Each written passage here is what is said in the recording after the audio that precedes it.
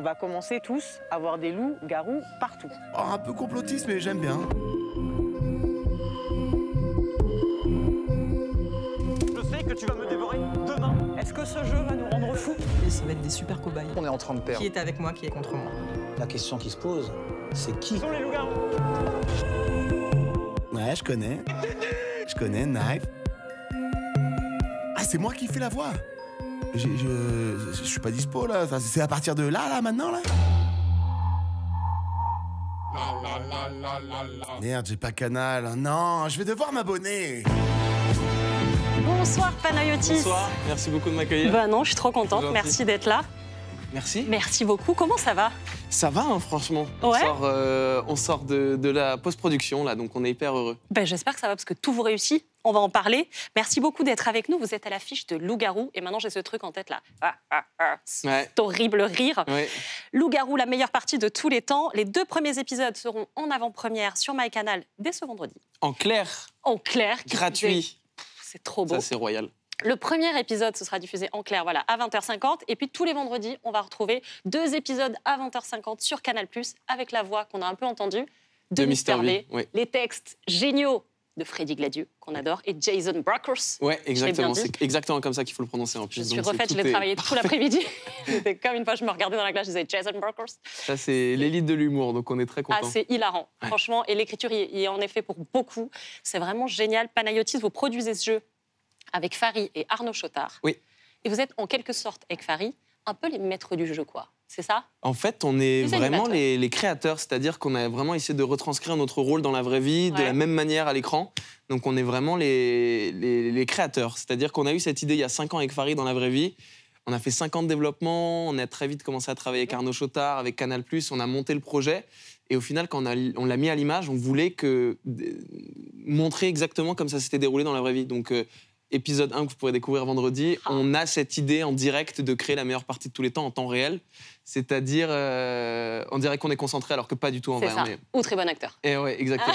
Et c'est-à-dire que dans le jeu, notre adaptation, la différence, c'est que dans le vrai jeu de plateau, par exemple, on fait croire qu'il y a des nuits et on dit le village s'endort, on ferme C'est les ça. yeux.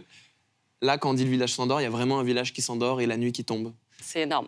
Le Loup-garou de Tierce-Lieu, c'est l'un des jeux de société français les plus vendus au monde. Oui.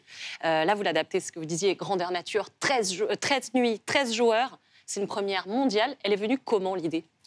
Elle est venue parce que il y a 5 ans, Fary m'appelle et on s'appelle souvent. On est vraiment très très potes depuis potes. longtemps. On a travaillé ensemble sur plein de projets. On s'appelle dès qu'on a une idée. Et il m'appelle, il me dit j'aimerais faire une émission d'aventure, mais un truc pour nous quoi, marrant, mais en même temps hyper tendu, avec une écriture particulière, qui sont un peu comme de la fiction, mais que rien soit fictionné.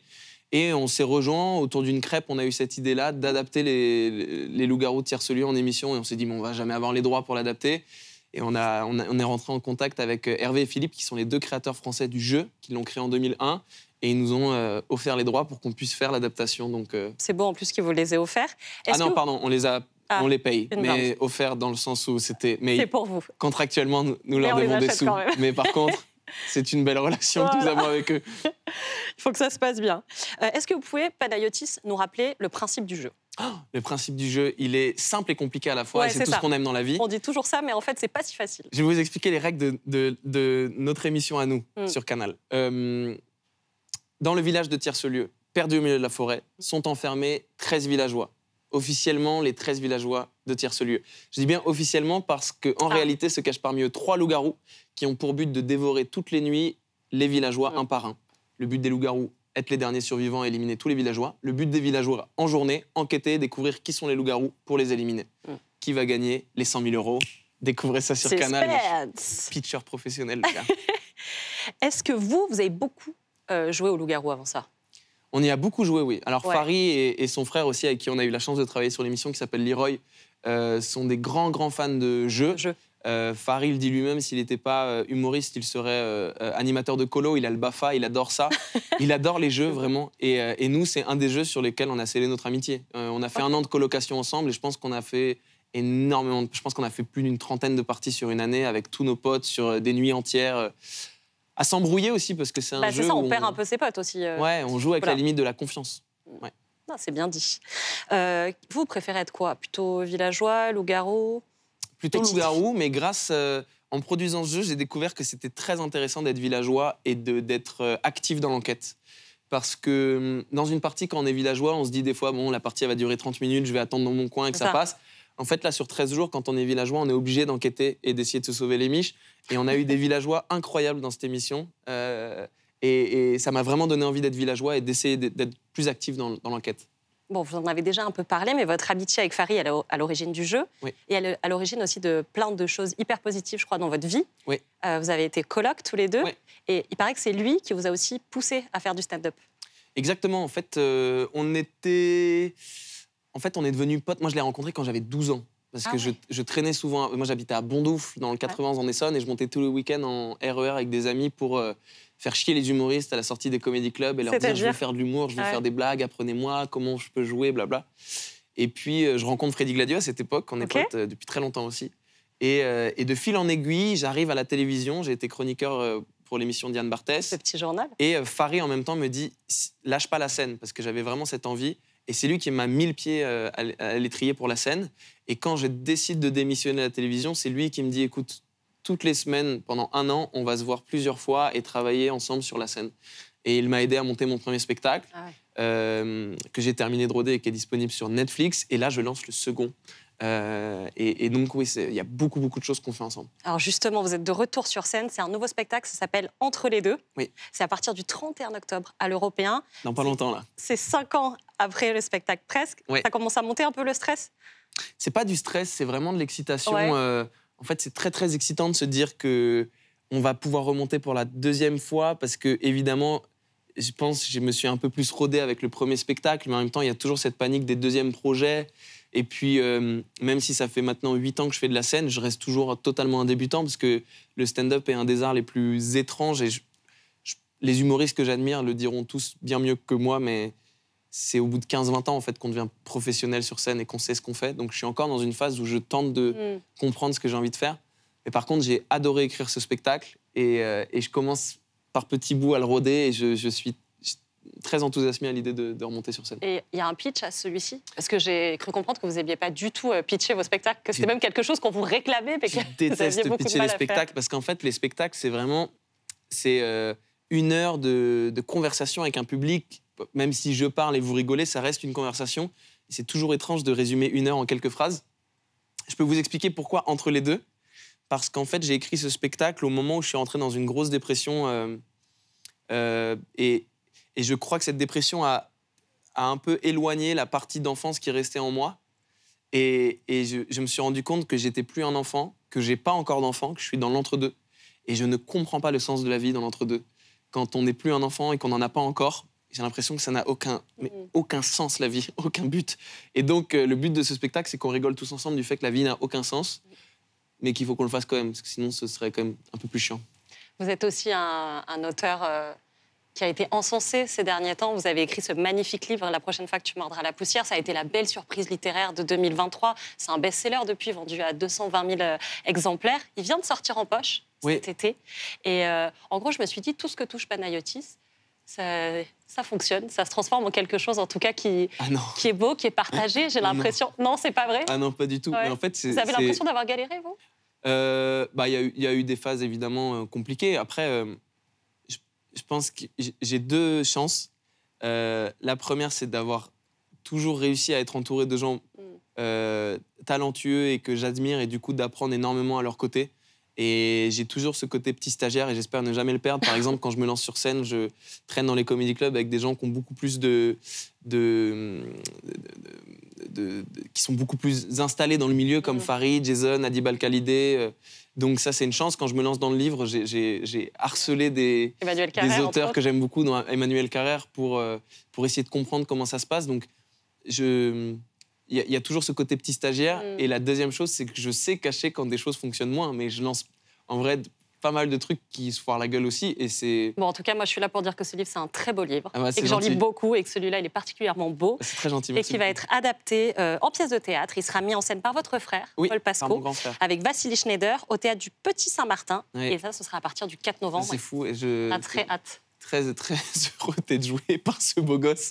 À chaque fois que je vois... Il est magnifique. Mais pourquoi c'est pas vous, d'ailleurs? Parce que moi, je lance mon spectacle et surtout, le livre est trop près de moi pour que je le joue sur scène. Je pense qu'il y a quelque chose... Et Vassili, j'ai eu la chance d'assister à une première répétition et c'est fou à quel point ça n'a plus aucun rapport avec moi. Et on m'a dit que tout était plein, on m'a demandé des places en... Mais les 40 premières dates sont complètes, ça n'a aucun sens. Et j'ai vu Vassili sur scène et j'étais là, mais quel beau... Et du coup, c'était très étrange de le voir dire des trucs que j'ai vécus, mais c'est un beau gosse de 2 mètres, hyper sculpté, machin. C'était... on dirait vraiment que je me suis fait kiffer en mettant un étalon comme ça. Ça m'a fait quelque chose dans le sens où ce livre, pour moi, je le garde encore dans ma tête. L'image que j'ai, en tout cas, c'est moi qui n'arrive pas à dormir et qui ouvre mon ordinateur à 4 h du matin pour écrire des choses et pour réussir à combler mes nuits et calmer mes insomnies. Et d'un seul coup, de voir, je sais pas, j'ai fait quelques dates de tournée en rodage pour le nouveau spectacle et de voir des gens... là, hier soir, c'était une dame de 80 ans avec mon livre qui m'a dit qu'elle l'avait lu puisqu'elle avait écouté Augustin Trapenard en parler. Ça n'a toujours aucun sens pour moi. Et quand je vois que des gens vont venir voir sur scène Vassili jouer le texte, ça va être merveilleux. C'est assez fou. Donc c'est que de la chance, hyper heureux. Panayotis, dans le jeu Loup-garou, il y a 13 participants. Oui. Tout de suite, on va recevoir l'un d'entre eux. Il s'appelle Charlie Head il est mentaliste. Ah, il est incroyable. Bon, alors on a 13 profils uniques. Il y a mentaliste, journaliste, avocat pénaliste, espionniste, bref, que des tafs de ouf en liste. Mnémoniste. Et l'autre là, invente pas des mots non plus là-haut. Stylé. Très bonne mémoire, c'est ça? Ouais. Et je suis reconnu comme étant expert du jeu du loup-garou depuis des années. J'ai plus de 1000 parties en mon actif et je suis plutôt calé dans le jeu, on va dire. Quand tous les joueurs sont là, je me sens un petit peu stressé en vrai. Là, j'ai qu'une hâte maintenant d'avoir rencontré tout le monde, c'est d'avoir mon rôle. J'ai envie que ça démarre. Ah ouais. Je viens de lui dire, il faut absolument pas qu'on se spoil. J'ai vu la détresse dans ses yeux. Je vais essayer de tenir aussi. Bonsoir Charlie, bienvenue. Merci d'être avec nous. Vous avez 22 ans. Pour vous, ça marche très fort sur TikTok. Vous avez plus de 2 millions de followers. Vous avez écrit 2 livres sur le mentalisme. Vous êtes mentaliste et vous faites partie, je le disais, des 13 joueurs de Loup-garou. Comment vous êtes retrouvé là-dedans, dans cette sale histoire? Ça parle d'un truc très basique. Il y a un jour un casteur qui me passe un coup de téléphone et il me dit « Canal, ils sont en train de faire une dinguerie. Il crée la meilleure partie de tous les temps, de Loup-garou. Et il cherche forcément les meilleurs joueurs. Vu que tu es mentaliste, est-ce que tu veux que je propose ton profil ?» Moi, je dis oui. Du coup, directement, je suis très chaud. Et puis après, je passe un peu des castings. Je pense que vous avez dû voir ma tête et la tête de plein d'autres gens encore et encore. Et puis après, il me rappelle pour me dire, bon, t'es pris, le tournage, c'est telle date, t'es toujours chaud. Je dis oui. Et puis je me retrouve à marcher dans la forêt. Avec des gars vraiment pas recommandables. Qu'est-ce qui vous a attiré, vous? Qu'est-ce que vous avez déjà, je kiffe le jeu du loup-garou. Je pense qu'on a tous joué au jeu et moi, je kiffe vraiment le côté... Je suis mentaliste, donc je kiffe analyser les gens, c'est mon taf. Et là, quand t'es dans un jeu où t'as le droit de mytho, déjà, c'est trop cool. Et en plus, tu peux analyser, détecter des choses et ton but, c'est vraiment de mener ton enquête. Enfin, c'est trop bien. Comment vous avez fait, Panayotis, avec Farid pour caster, justement? On a eu la chance d'être entouré de gens incroyables. On peut faire un gros bisou à Géraldine, qui était notre chef cast. On a fait un casting sur une très, très longue durée, ce qui n'a jamais été fait pour une émission de flux à la télévision. C'est-à-dire? Ça a été plus de 4 mois de casting et je crois qu'ils ont vu plus de 1000 profils. Et notre idée, c'était, et c'est une des idées dont on est vraiment le plus fiers, et preuve en est, on est hyper heureux des joueurs qui ont accepté de participer à l'émission, c'était d'avoir des sommités dans leur milieu. En fait, on voulait, et on a eu la chance d'avoir des gens qui pourraient utiliser leurs facultés au service du jeu, vu que c'est un jeu qui est basé sur convaincre les autres, l'oralité, comprendre, analyser, soutirer des informations.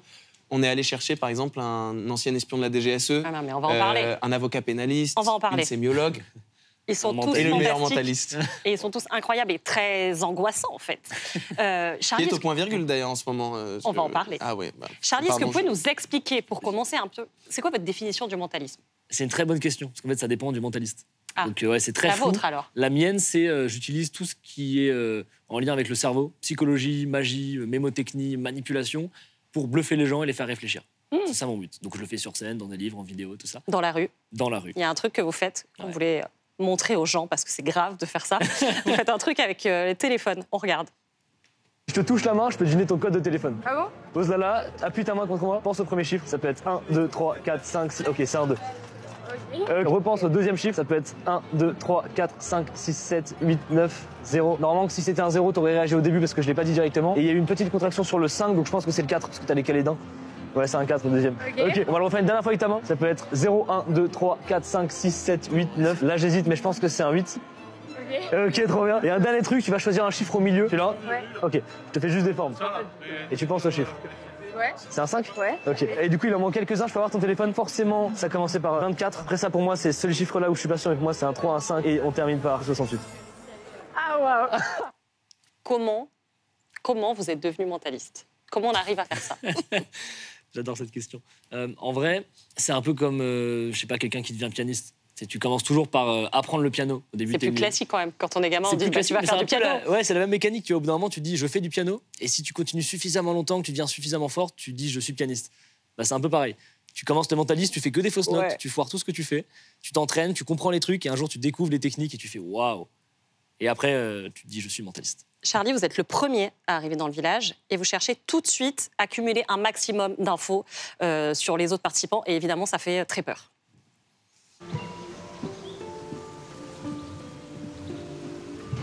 Moi, je suis allergique au bois, donc ça va être problématique, là, quand même, cette histoire.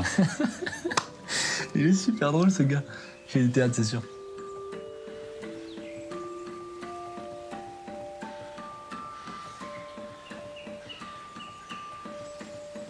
Bras croisés, il serre son livre, il donne pas d'infos. Il donne pas d'infos, le gars, il travaille dans l'armée, c'est sûr.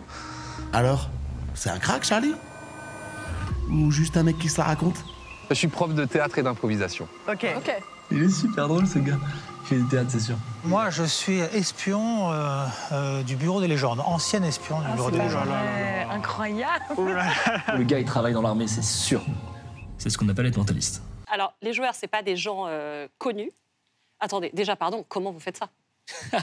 Mais attends, ça, on va faire un truc après. Il faut tester un truc après, je vais pas vous spoil. Ouais, mais ça, tester un truc. Sur quoi Ça, c'est ce qu'on appelle du cold reading, donc lecture à froid. Et en fait, on analyse tout ce qu'on voit sur la personne, la posture, les vêtements, la façon de regarder les gens. Voilà, c'est le moment où tu te replaces. Et après, je déduis des choses. J'ai des statistiques en tête, j'ai des archétypes de gens. Et j'analyse en fonction. Il y a des profils plus faciles que d'autres, j'imagine. Ouais, en général. Genre, par exemple, le tien est très facile. Ah oui. Oh, waouh. Ça m'étonne pas du tout. Allons-y. Tu veux faire un test? Ça me fait très peur, mais ok. Viens, on teste un truc trop bien. Allez, vas-y. Tu as peur du rejet, tu es triste et tes parents t'ont jamais dit je t'aimais. Elle pleure. Mais alors, pas du tout. Enfin, Charlie, on avait dit non. Je suis d'enfant gâté. Viens, on fait le même truc que j'ai fait avec toi dans Louga. Allez, avec plaisir. C'est quoi? Avec Pana, on avait fait un truc, je lui ai demandé de penser à une personne qu'il aime bien. Ok. Donc, pendant le casting, en fait. Et c'est vraiment ça qui a fait pencher la balance. Ouais. Donc, pense à une personne que t'aimes bien. Ok. Tu l'as en tête? Ouais. Génial. Alors, tu vas imaginer la personne devant toi comme si elle était là. Ok. Ok. Et là, tu vois, Pana, pendant le casting, je t'avais dit quand les gens ils fixent droit dans les yeux, c'est que c'est un homme. Ouais. Et là, tu fixes droit dans les yeux, donc c'est forcément un homme. Ok. Tu confirmes? Oui. Oui, ok. Ça aurait été très gênant, sinon, t'imagines? Ça arrive, mais non. Ouais, ça peut arriver. Tu peux répéter dans ta tête le prénom? Tu le répètes? Vas-y. Et là, tu vois, il y a une légère contraction au niveau de la gorge, ce qui veut dire qu'il y a le son. Ah non, c'est affreux, c'est vrai. Ouais, tu pourras le voir à l'image, donc c'est qu'il y a un R à l'intérieur, en général. C'est la glotte qui dit un truc, quoi. Ouais, c'est ça. Et donc, il y a un R dedans, c'est correct dans le Oui. prénom? Ouais. Et une dernière chose, tu as mis un léger rythme avec ta main. C'est un peu un rythme binaire, donc je pense que c'est un prénom assez court, mais je dirais peut-être 2 syllabes, à mon avis. Tu confirmes, ok. Et avec ce que tu as, c'est Genre, j'ai cligné des yeux, tu m'as dit tu confirmes. Ouais, ça c'est vu. Vous avez un petit agacement, un petit rictus d'agacement, donc ça veut dire que c'est ça. Et avec ça, j'ai plusieurs prénoms possibles. C'est quelqu'un de plus jeune que toi, je pense. Ouais, et donc avec un prénom de plus jeune. Bah, j'en tente un, si c'est pas ça, ça serait pas grave, mais est-ce que tu penses à Arthur? Oui. Oui. Ok, trop bien. Arthur, c'est le bébé de ma sœur. C'est le bébé de... Génial. Bah, c'est un nourrisson, donc au début, je me suis dit, je vais m'en sortir. Il m'a parlé d'un homme et tout. C'est pour ça qu'il était pas du tout, c'est un tout petit bébé.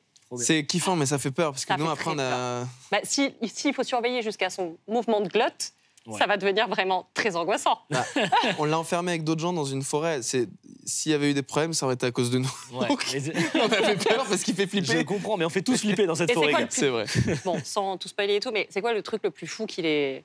Ah non, moi je peux pas en Il parler. vous a impressionné, le truc le plus dingue? Il y en a... Il y a des moments où je pense que même nous qui étions en régie avec Farid, on avait du mal à comprendre ce qui se passait dans sa tête. C'est-à-dire qu'il y avait tellement de grilles de lecture qu'on était nous-mêmes perdus, alors que nous, on était derrière les 60 caméras et les 13 micros, on entendait tout.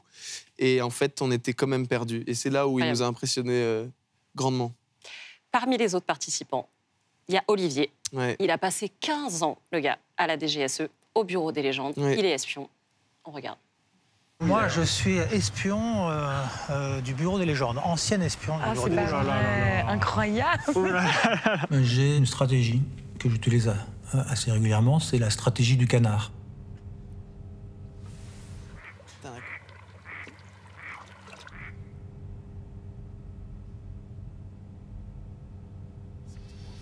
Le canard, vous savez, il est calme en surface, mais en dessous, sous la rivière, ça barbote furieusement. Et donc même quand on est stressé, parce qu'évidemment l'espion aussi, il peut avoir son stress, mais il ne faut pas le montrer. Et donc il faut adopter la stratégie du canard. La stratégie du canard. Il est incroyable. C'est quoi la stratégie du canard? La stratégie du canard, il l'a très bien fait en fait. C'est un jeu qui est assez particulier parce que tu ne peux te reposer sur aucun élément de confiance établi. C'est-à-dire que tout est tout le temps remis en question. Tes villageois, tu te demandes si tes amis que tu es sûr qu'ils sont villageois sont pas en fait loup-garou et en train de te manipuler. Si t'es loup-garou, tu te demandes vraiment si les villageois savent que tu l'es ou pas. C'est très complexe. Et nous expliquait, en fait, le canard, à l'extérieur, on dirait qu'il glisse sur l'eau, mais c'est parce qu'il barbote énormément. Et du coup, lui a dit dans l'émission, pendant les 13 jours, peu importe combien de temps je reste, je ne veux jamais qu'on repère que je stresse. Donc si je barbote, on le verra pas. Je serai un canard à l'extérieur. Vous la connaissiez avant, cette technique? Pas du tout. Mais je suis pas sûr qu'il la connaissait lui non plus avant. Je me demande si c'est pas un move d'impro de sa part qu'il a assumé. Et vous lui avez piqué maintenant? Ouais, un peu. j'y pense de temps en temps. Et honnêtement, ils étaient tous impressionnants et incroyables. On a Nesrine Slaoui qui est journaliste, on a Alexane qui est joueuse de poker pro, on a Aurélie qui est mathématicienne et scientifique. Avocat pénaliste incroyable. C'est incroyable. On ramène un avocat pénaliste dans un jeu d'aventure dans la forêt. Quel luxe. On était hyper génial. Franchement, on a beaucoup rigolé. Charlie, est-ce que vous avez des techniques pour détecter 2-3 trucs pour détecter un mytho? Un mytho, la meilleure technique, c'est ce qu'on appelle l'effet compensatoire. Donc en fait, quand quelqu'un ment, il va avoir une charge mentale qui augmente. Parce qu'il doit se concentrer, il doit penser à plein de trucs et tout. Et donc, une fois que le mensonge il va être passé, il va faire ce qu'on appelle l'effet compensatoire, il va cligner des yeux beaucoup plus. Parce que quand ta charge mentale augmente, tu clignes plus des yeux. Et d'ailleurs, je crois que c'est un truc que j'ai fait moi dans le loup-garou, et que la sémiologue Élodie, elle l'a détecté, elle s'est dit, lui, c'est un mytho, il cligne pas des yeux. Et elle avait peut-être raison ou pas, parce que j'ai forcément menti à des moments. Tu vois. Mais moi, j'avais un tic, quand j'étais petite, je clignais beaucoup des yeux. On a dû me croire que j'étais une énorme mytho. Ouais, je pense. C'est possible. Si t'as croisé des mentalistes, c'est chaud. Tous les deux, les jeux de société, ça revient à la mode. Et on avait envie un petit peu d'aller voir ce qui se passait sur les réseaux à ce sujet, et c'est le clic sûr. Allez.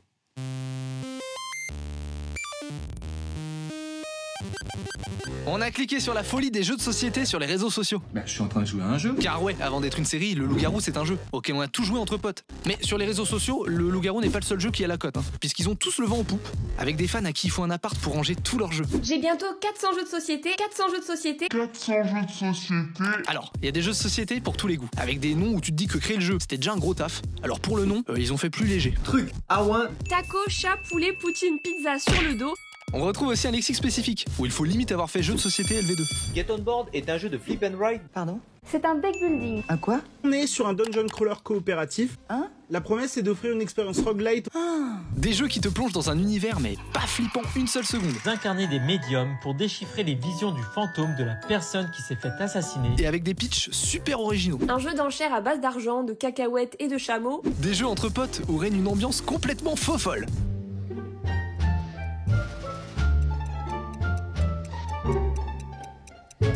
Café servi, mademoiselle. Mais où tu peux quand même perdre des potes. Amis de merde. Pour un jeu acheté, 5 amis de perdus. Bon, ce qui peut nous perdre aussi, ce sont les règles de certains jeux. Bon, soit il faut avoir bac+8, soit avoir consommé des substances qui ouvrent l'esprit. Gagner des feuilles, déplacer des gouttes de rosée sur une case adjacente, ou encore supprimer une goutte sur le sanctuaire. Lorsque le sanctuaire est plein, lorsque le sanctuaire est plein, et 2 nouvelles gouttes apparaissent sur ton plateau. Bon allez, je vous laisse cogiter sur ces règles, et on vous dit à bientôt, et en attendant, bon jeu. Ce qu'on veut savoir maintenant, Panayotis Pasco, c'est est-ce qu'il y a une saison 2 en préparation? Oui, elle est déjà en préparation, elle est déjà assurée, et la 3 aussi. Mais non. Ouais, ça n'a aucun sens. Alors que c'est même pas encore diffusé, mais ça, c'est aussi la chance de travailler avec Canal, vous le savez, mais c'est qu'ils font confiance aux idées et ils ont aimé ce qu'ils ont vu, donc on est en train de travailler déjà sur la 2. D'accord avec eux. Charlie, vous jouez en ce moment votre deuxième spectacle, Intensément mentaliste, c'est ce que disait Panayotis. Très très bon spectacle. Point virgule. Merci. Et vous êtes en tournée partout en France en 2025. Est-ce qu'on pourrait tous être mentalistes? Alors ça oui par contre, ouais, carrément. Ah ouais ouais. C'est pas un don du tout que j'ai, tu vois. C'est vraiment du taf, des petites arnaques aussi, des techniques de logique. Je reprends la métaphore du piano, mais en fait tout le monde peut devenir pianiste. C'est juste il y a des gens qui vont devenir très bons très vite, il y en a qui vont galérer pendant des années. Donc si vous aviez mes techniques, vous pourriez faire la même chose. Juste, je vous donnerai pas mes techniques. Ah. Voilà. C'est chiant. Moi, je peux tester un truc de mentalisme? Vas-y. Ah. Je crois que j'arrive à savoir quel était ton rôle dans l'émission Les Loups-Garous. Oh, c'est fort. Je peux le deviner, je te le dis à l'oreille, tu me dis. Moi, j'ai vu ça avec l'autre, du coup, j'ai deviné. Ok, bah faudra regarder malheureusement pour découvrir s'il était villageois ou Les deux loup-garou. premiers sont au clair. Vous avez un tour, Charlie, qui s'appelle « Est-ce qu'on est prévisible ?» Ouais. Et ça consiste en quoi? C'est en fait, j'adore tester un peu l'humain de façon générale. Et il y a un peu des patterns récurrents. Tu sais, les gens, ils pensent tous un peu de la même façon sur des trucs très basiques.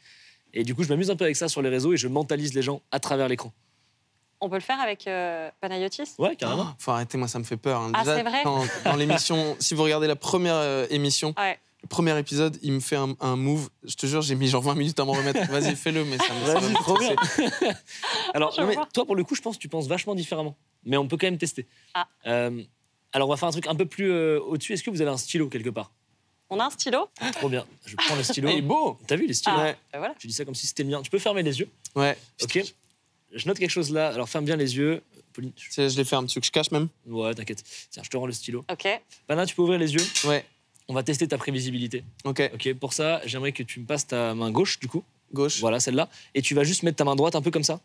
Ouais, oui. Ça devient très bizarre. Et tu vas saisir un doigt. Vas-y, saisis-le maintenant. À toi? Ouais, à moi, vas-y. Le premier qui te vient. T'en as pris deux, la gars. Ouais. Ok, tu peux changer autant de fois que tu veux, vas-y. Non, ça me va. Tu changes autant de fois que tu veux.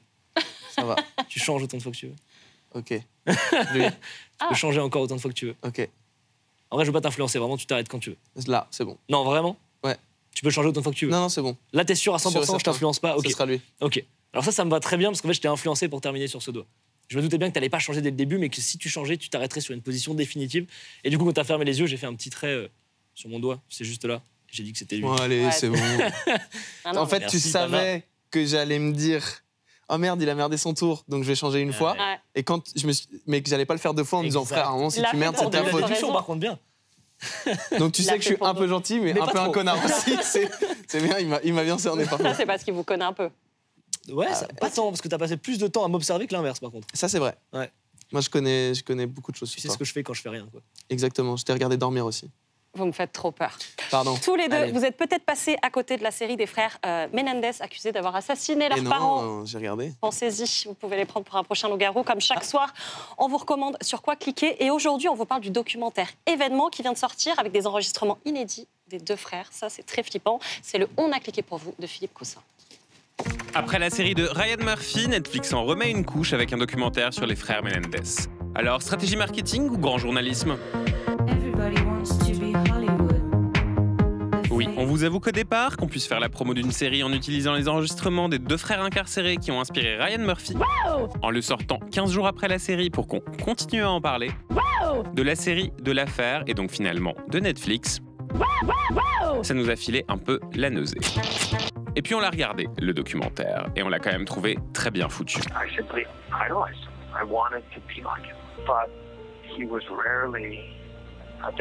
Très bien foutu et surtout assez bien équilibré tant cette affaire est complexe. Les deux frères ont manifestement été abusés par le père, la mère ne voulait rien voir, mais le problème, c'est que la justice non plus. Et c'est là qu'on salue le travail des journalistes qui ont bossé sur le sujet, nous montrer à quel point la justice peut se soumettre au pouvoir politique quand il s'agit de rappeler qu'elle est ferme. Pour autant, faut-il que la justice soit soumise au temps médiatique? Faut-il acquitter les frères Menendez parce que Kim Kardashian le demande? Certainement pas. S'il faut aménager la peine des frères Menendez, c'est parce que la justice finira par accepter les preuves qu'ils ont été violés par leur père. Why do you want to make him happy? So he would love me. En ce sens, on se réjouit que la société ait évolué sur le sujet, qu'on accepte l'idée que oui, les garçons aussi se font violer, et que non, l'argument qu'on n'en peut plus d'entendre du type « c'était un bon père de famille, sans histoire, toujours là pour rendre service » n'en est définitivement pas un. Bref, une histoire qui demande un sens de la nuance si aigu qu'on aurait vraiment adoré que Justine Triet en fasse un film. 8 sur 10 donc. Bisous. Merci beaucoup, en tout cas, à tous les deux d'avoir été avec moi pour parler de Merci de nous avoir accueillis. ce jeu génial. Merci Panayotis Pasco, merci Charlie Head.